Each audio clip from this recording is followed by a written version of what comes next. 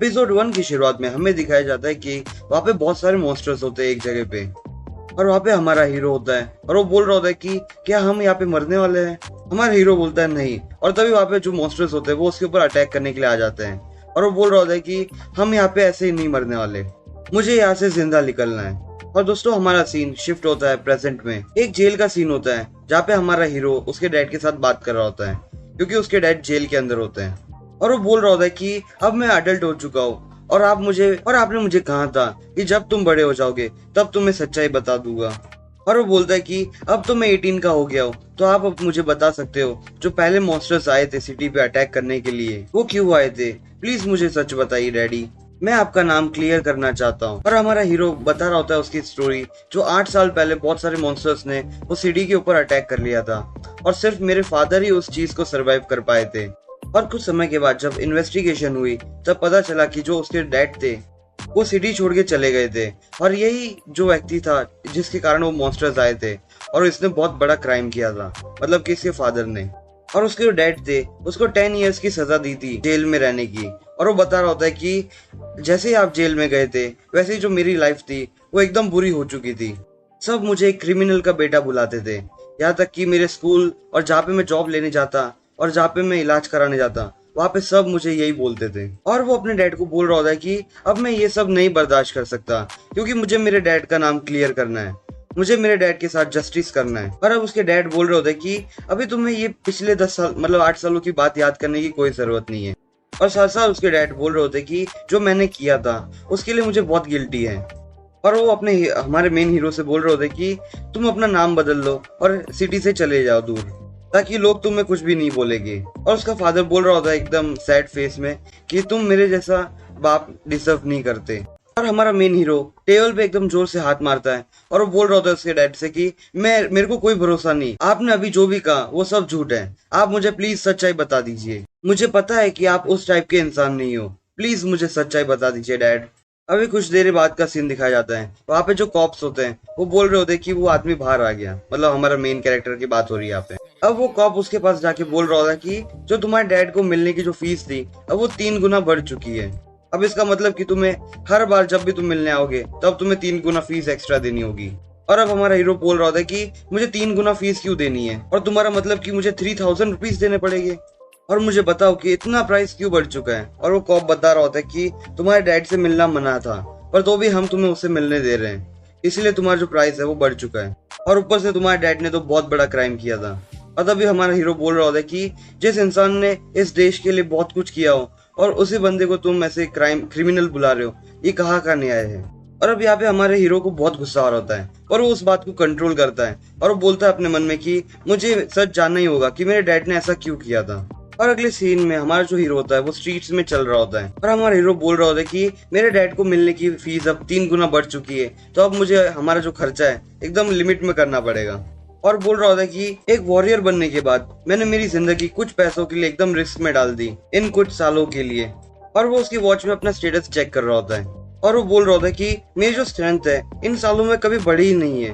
और वो अपने मन में बोल रहा होता है कि मुझे अगर मेरे डैड का नाम क्लियर करना है तो मुझे इन्वेस्टिगेशन चालू रखनी चाहिए। और वो बोल रहा होता है कि मेरे जो डैड थे उन्होंने मुझे कुछ ज्यादा बताया तो नहीं है, पर तो ही मुझे मेरी इन्वेस्टिगेशन चालू रखनी चाहिए। और वो बोल रहा होता है साथ में कि मैं जो पैसे गिल्ड से कमाता हूँ वो अब तो जितने मैं कमा के लाऊंगा उतने में सिर्फ अपने डैड को मिलने में ही खर्च कर दूंगा, अब मुझे बहुत मुश्किल होने वाली है। और वो बोल रहा होता है कि अब मैं क्या करूं। और वो अपने गले में लॉकेट पकड़ते हुए बोल रहा होता है कि मेरे पास बस यही एक वैल्यूएबल चीज है, अगर मेरी मॉम ने मेरे बर्थडे पे मुझे गिफ्ट दी थी और उन्होंने कहा था कि ये जो पेंडेंट मतलब वो जो लॉकेट था उसकी कीमत बहुत ज्यादा है।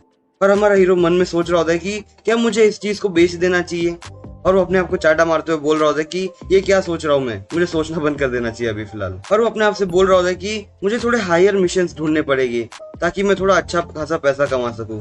और वो अपने गिल्ड के ऑफिस में जाते हैं और वहाँ पे जितने भी लोग होते हैं उसे बोलते हैं कि ये कचरा यहाँ पे कैसे आ गया। और वहाँ पे लोग बातें बनाना चालू कर देते हैं और बोल रहे होते हैं कि ये 3 साल से वैसे के वैसे ही कमजोर एक वॉरियर है। और वो उन सबको इग्नोर करते हुए अंकल के रूम में जाता है और वो उसके अंकल को अंकल फैटी करके बुलाता है, और वो बोल रहा होता है कि आप मेरे लिए कोई सूटेबल ई रैंक का मिशन ढूंढो मेरे लिए।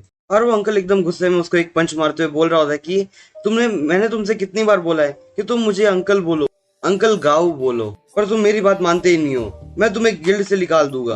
और उसके अंकल बोल रहे होते कि तुम्हें ई रैंक का मिशन चाहिए, और वो बोल रहा होता है कि साथ में कि अगर तुम ई रैंक में जाओगे तो तुम्हारा जो करंट स्टेटस है वो इतना भी नहीं है कि तुम ई रैंक के मॉन्स्टर्स के साथ एक बैटल कर सको। अगर तुम एफ रैंक के मॉन्स्टर के पास भी जाओगे तो भी तुम्हें एक प्रोटेक्शन की जरूरत पड़ेगी, तुम इतने स्ट्रांग नहीं हो कि तुम किसी एफ रैंक के मॉन्स्टर से भी बैटल कर सको। और उसके अंकल बोल रहे होते कि तुम वहां पे जाके बिल्कुल भी सरवाइव नहीं कर पाओगे, इसीलिए मेरी मानो तो तुम वहां पे मत जाओ। और हमारा हीरो बोल रहा होता है कि अंकल मेरे पास कोई भी चॉइस नहीं है, प्लीज मुझे ई रैंक की कोई भी मिशन मुझे प्रोवाइड करा दीजिए। और वो अंकल बोल रहा होता है कि मेरे पास एक ऑफर तो है, उन लोगों को एक स्काउट की जरूरत है, पर अगर तुम वहां पे जाओगे तो तुम्हें तुम्हारी लाइफ को एकदम रिस्क में रखना पड़ेगा, पर एक एडवांटेज ये है कि तुम्हें इसके बाद थोड़े अच्छे खासे पैसे मिलेंगे।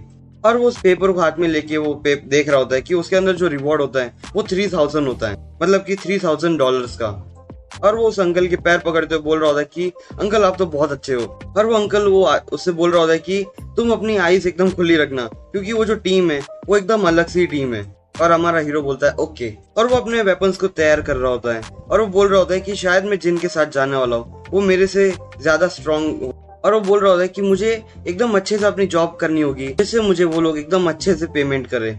और वो सामने वो टीम को देख के बोलता है कि मुझे शायद इन लोगों के साथ जाना है। और वहाँ पे लड़की होती है, हमारे हीरो को देख के बोलती है कि तुम ही हो ना वो स्काउट जो अंकल गाओ ने हमें रेकमेंड किया था। और वो बोल रही होती है कि मैं इस टीम की लीडर हूँ, और इसका नाम मियू दिखाया जाता है। और हमारा हीरो अपने मन में बोल रहा होता है कि हम लोगों में सिर्फ एक ही डिफरेंस है, जो बहुत बड़ा डिफरेंस है, कि मुझे नहीं पता कि मुझे कितना समय लगेगा उसके लेवल तक पहुंचने के लिए। और वो मियू से बोलता है कि हाँ, मुझे अंकल गाओ ने ही मुझे यहाँ पे रेकमेंड किया था तुम लोगों के। और वो उसका अपना नाम बता रहा होता है, उसका नाम एक्चुअली में जुओ होता है। और वो अपने मन में सोच रहा होता है कि इसको मेरे फादर के बारे में नहीं पता हो तो ही अच्छा होगा, ये तो मेरे लिए बहुत बड़ी प्रॉब्लम हो जाएगी। और वो हैंडशेक करने के लिए आगे हाथ बढ़ा रहा होता है, और अचानक वहाँ पे एक आदमी आ जाता है और बोल रहा होता है कि तुमसे मिलके बहुत अच्छा लगा। और वो आदमी हमारे जो मेन हीरो का हाथ एकदम टाइटली स्क्वीज कर रहा होता है, मतलब में। हमारा हीरो बोलता है अपने मन में कि ये बहुत दर्द दे रहा है, और तभी वो लीडर बोल रही होती है कि उससे यहाँ पे रुक जाओ, तुम्हारा बहुत हो गया। वहाँ पे एक बूढ़ा आदमी बोल रहा होता है कि किसी भी वॉरियर को एक ड्यूटी पे बुली करना क्या अच्छी बात है, तुम्हें एम्बैरेसिंग नहीं लगता ये? और वो हंसते हुए बोल रहा होता है कि मैं तो सिर्फ मजाक कर रहा था। और वो अपने हीरो से बोलता है कि इसको एकदम सीरियसली मत लेना। और वो हमारे हीरो की तरफ एक पेपर फेंकते हुए मारते हुए बोल रहा होता है कि तुम इस पेपर को पढ़ लो, अगर तुम्हें कोई क्वेश्चन नहीं हो तो जल्दी साइन कर दो। हमारा हीरो एकदम फास्ट होता है, उस पेपर को पहले ही नोटिस कर लेता है और उसको अपनी दोनों उंगलियों से पकड़ लेता है पहले ही। और वहाँ पे सब लोग शॉक हो जाते हैं, और वो लोग बोल रहे होते हैं कि ये एक स्काउट बनने के लिए एकदम अच्छा आदमी है। और हमारा हीरो बोलता है कि इसकी पावर का प्रेशर बहुत ज्यादा था और ये बहुत स्ट्रांग है। और वहाँ पे म्यू बोल रही होती है कि इसका जो टैलेंट है एकदम स्काउट बनने के लिए काम आएगा। और अंकल जो म्यू थे वो बिल्कुल भी रॉन्ग नहीं थे इस बारे में। और म्यू वो उस आदमी से बोल रहे होते कि अंकल आप अभी हैंडल कीजिए सारी चीजों को। और वो बूढ़ा आदमी हमारे हीरो से बोल रहा होता है कि तुम एक बार पहले अपने लेटर को साइन मतलब पढ़ लो और फिर साइन करो, अगर कोई क्वेश्चन हो तो वो भी पूछ लो। और हमारा हीरो थोड़ा सोच रहा होता है और बोल रहा होता है कि 6 लोग, और उनके पास जो इक्विपमेंट्स हैं वो भी एकदम अच्छे हैं, और जो वेपन्स हैं वो तो और भी अच्छे हैं। और इन लोगों के साथ मिलके जितने भी मॉन्स्टर्स होंगे उन लोगों को हराना एकदम आसानी हो जाएगा। और वो एकदम खुश होता है और बोल रहा होता है कि इस टाइम तो मैं एकदम आसानी से पैसे बना सकता हूँ। और वो एकदम एक्साइटमेंट में साइन भी कर देता है। और वो बूढ़ा आदमी बोलता है कि चलो अब हमें जाना चाहिए। और वहाँ पे हमें एक मॉन्स्टर्स की दुनिया दिखाई जाती है और बताया जाता है कि यहाँ पे जो मॉन्स्टर्स है उन लोगों को अगर ह्यूमन से दूर रखना है तो कुछ कुछ एरिया रिस्ट्रिक्टेड एरिया में तब्दील कर चुके थे। और साथ साथ बताते कि जो मॉन्स्टर्स यहाँ पे जितने भी हैं वो जो हमारे यहाँ पे बुलेट्स हैं उसको भी ऑब्जॉर्व कर सकते हैं, इतनी पावर है इन लोगों के अंदर। पर इन लोगों के अंदर एक कमजोरी है कि जो इन लोगों की हड्डियों से जो वेपन बनते हैं वो इन लोगों को एकदम आसानी से हरा सकते हैं। और बताया जाता है कि जो भी वॉरियर अगर एकदम हाई लेवल का मॉन्स्टर को हरा दे और उसकी हड्डियों से एक वेपन बनाए तो वो उसके एकदम वेल्थ को शो करता है कि वो एकदम रिच आदमी है, और साथ साथ वो बहुत स्ट्रांग है। और तभी वहाँ पे एक सिटी दिखाई जाती है और बताया जाता है कि ये पहले एक नॉर्मल सिटी थी, पर अब वहाँ पे मॉन्स्टर्स आ चुके हैं। और वहाँ पे हमारा हीरो भी खड़ा होता है और वो देख के बोल रहा होता है कि यहाँ पे जो मॉन्स्टर्स हैं बहुत अजीब अजीब आवाजें निकालते हैं। और बताया जाता है कि ये फिश लिजार्ड ई रैंक के मॉन्स्टर्स हैं। वहाँ पे एक मॉन्स्टर नोटिस कर लेता है, हमारा हीरो एक्चुअल में अपना तीर चला रहा होता है, और वो जैसे ही शूट करता है वो मॉन्स्टर की तरफ जा रहा होता है और वो मॉन्स्टर की आंख में लग के एकदम बाउंस हो जाता है। और वो वहाँ पे जितने मॉन्स्टर्स हो जाते हैं वो एकदम गुस्से में होते हैं और जोर से चिल्ला रहे होते हैं। और वो अब सभी के सब हमारे मेन हीरो के पीछे पड़ चुके होते हैं और हमारा मेन हीरो एज यूजुअल भाग ही रहा होता है। और वो बोल रहा होता है कि एक ई रैंक के जो मॉन्स्टर्स है इतने तेज कब से होने लग चुके, और वो बेचारा बहुत डर चुका होता है। नेक्स्ट एपिसोड के लिए ही मेरे चैनल को सब्सक्राइब कर लो। एपिसोड 2 की शुरुआत में हमारा जो मेन हीरो होता है अभी वो भाग रहा होता है उस मॉन्स्टर से, और वो मॉन्स्टर उसके पीछा छोड़ ही नहीं रहा होता है। और वो बोल रहा होता है कि जो उस मॉन्स्टर की जो बॉडी है पूरी एकदम स्ट्रांग होती है, और उसका जो मुंह है मतलब कि उसके दांत इतने स्ट्रांग है कि एक मेटल को भी आराम से चबा सकते हैं। और तभी पीछे से वो मॉन्स्टर अपनी जीभ निकालते हुए हमारे हीरो के ऊपर अटैक कर रहा होता है, पर वो हमारे हीरो पहले नोटिस कर और उसे डॉज कर लेता है, और उसकी जुबान होती है वो दूसरी जगह जाके लग जाती है। हमारा हीरो फिर से भागता है और बोल रहा होता है कि हर एक की कोई ना कोई तो कमजोरी होती है, बस मुझे उसे ढूंढना होगा। और अभी भी वो मॉन्स्टर की जीभ भारी होती है, और हमारा हीरो बोलता है कि ये बहुत अच्छा मौका है उसकी जीभ के ऊपर अटैक करने का, और वो अपने एरो से अटैक भी करता है उसके ऊपर, और उसके एरो सीधा उसके जीभ में लगते हैं। और हमारा हीरो बोलता है कि मेनली जो मॉन्स्टर है इसकी कमजोरी सिर्फ उसकी आंखें होती है, और इसकी जुबान पे भी अटैक कर सकते हैं हम। और अगले सीन में जो वो मॉन्स्टर होता है उसने अपने जीभ से वो जो एरोस होती है वो निकाल लेता है, और हमारा हीरो एकदम टेंशन में होता है कि अब मैं क्या करूं, इसने तो बड़ी आसानी से मेरा एरो निकाल दिया। और वो मॉन्स्टर फिर से उसके ऊपर अटैक करने जाता है, और हमारा हीरो बोलता है कि इन लोगों के नॉर्मली एक हिट लगाने पे भी इनको डैमेज हो जाता है, पर इस बार क्यों इन लोगों को कुछ भी नहीं हो रहा है। और फिर से उसके अटैक को डॉज कर लेता है उस मॉन्स्टर के, और वो डॉज करने के बाद बोलता है कि ये जो मॉन्स्टर है ई रैंक का उसकी स्पीड इतनी ज्यादा है कि मैं छोटा सा भी रिएक्ट करने का मौका नहीं मिल रहा, और शायद मैं यहाँ पे मर भी सकता हूँ। और वो बोलता है कि बस मेरे पास एक ही रास्ता है, यहाँ से भागना। और वो ऐसे भागता है कि उसके पीछे जितना भी डिस्ट्रक्शन हो रहा होता है वो उस पर ध्यान नहीं देता, बस वहां से वो भागने की कोशिश कर रहा होता है। हमारा हीरो भागते हुए बोल रहा होता है कि अगर मेरे जो एरोस है वो ई रैंक के मॉन्स्टर की हड्डियों से बने होते तो मैं आराम से इनको हरा सकता था, पर वो जो हड्डियां होती है वो बहुत महंगी होती है जो मैं अफोर्ड नहीं कर सकता। और वहाँ पे जो गेट होता है वहां से वो भागने की कोशिश करता है, और वहाँ पे बाहर उसकी टीम खड़ी होती है, और उसकी टीम को बोलता है कि ये लिजार्ड मेरे पीछे ही है। वहाँ पे बूढ़ा आदमी सबसे बोल रहा होता है कि बैटल के लिए तैयार हो जाओ, और वो मॉन्स्टर वहाँ पे आ जाता है, थोड़ी दीवार तोड़ चुका होता है वहाँ पे बूढ़े आदमी ने अपनी शील्ड से उस मॉन्स्टर को रोका होता है, और वहाँ पे वो मियू आ जाती है और अपनी तलवार से ऐसे स्लैश लगा देती है, और वहाँ पे वो मॉन्स्टर एकदम आसानी से हार जाता है। और हमारा हीरो बोलता है कि मुझे पता था ये लोग आसानी से एक मॉन्स्टर को हरा सकते हैं। और अगले सीन में वहाँ पे मॉन्स्टर दो हिस्सों में कटा हुआ होता है, और वहाँ पे वो मॉन्स्टर थोड़ा थोड़ा हिलने लगता है, और वो फिर से अटैक करने जाता है।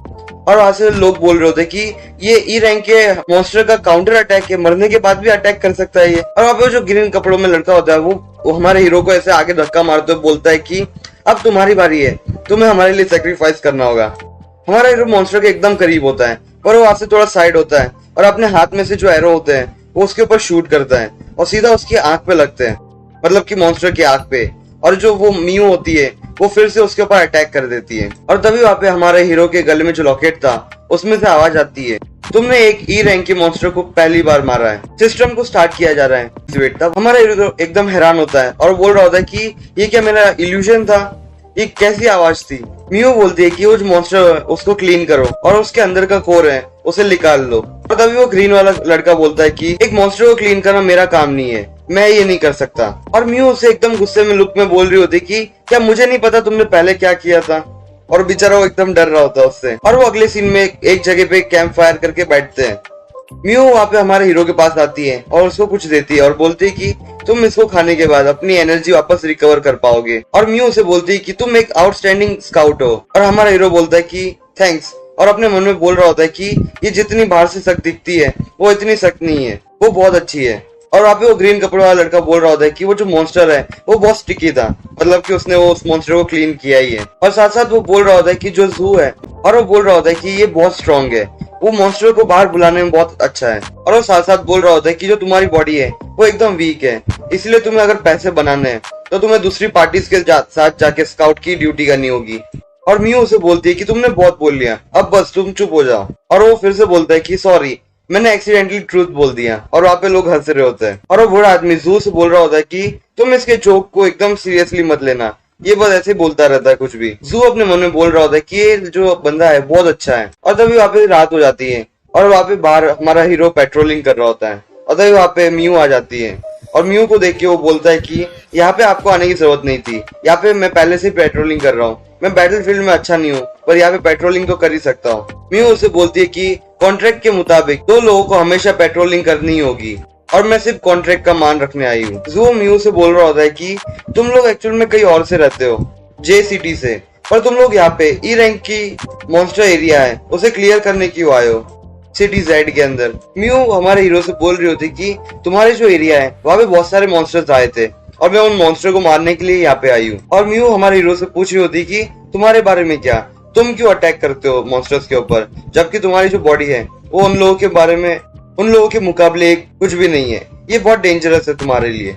हमारा हीरो बता ही रहा होता है कि वो ऐसा क्यों कर रहा होता है, पर वहाँ पे जमीन एकदम से फट जाती है, मतलब क्रैक्स आ जाते हैं और वो जमीन अंदर जा रही होती है। म्यू और जू जो एकदम हैरानी से देख रहे होते हैं, जमीन के अंदर जाने से वहाँ पे बहुत बड़ा गड्ढा हो जाता है जिसमें हमारे हीरो और वो म्यू भी अंदर चली जाती है। हमारा हीरो जब नीचे गिर रहा था तब उसे ऊपर से एक आदमी दिखाई देता है।